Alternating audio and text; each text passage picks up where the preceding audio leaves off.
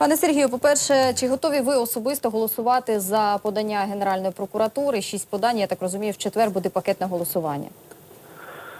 Ну, насправді у нас ще не було засідання фракції, але наша позиція від початку системного полягає в тому, що ми будемо голосувати. Але я хотів би в подання трішечки внести ясність. У нас Верховна Рада голосувала можливе зняття імунітету, бо застосування спеціальної процедури і давала можливість проведення слідства. Але ж є подання, які містять арешт.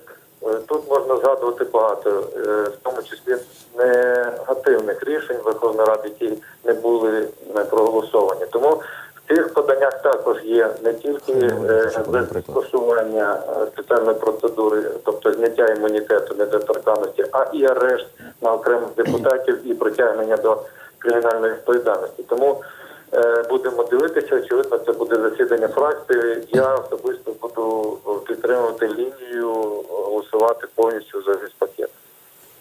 Повністю, а саме голосування пакетне, як ви вважаєте, чи правильно, чи все ж таки варто за кожне...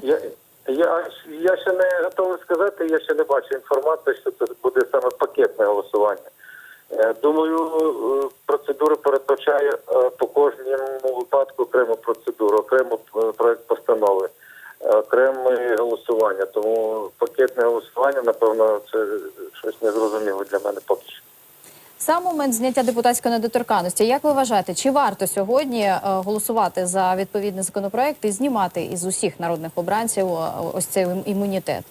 Звичайно, всі політичні сили декларували про те, йдучи до парламенту, що вони готові зняти депутатську недоторканність. Але Батьківщина говорить про те, що і будь-якого суб'єкту владних повноважень в Україні не повинно бути недоторканним, включаючи президента і будь-якого іншого чиновника найвищого рівня або центрального органу влади, в тому числі і Генерального прокурора.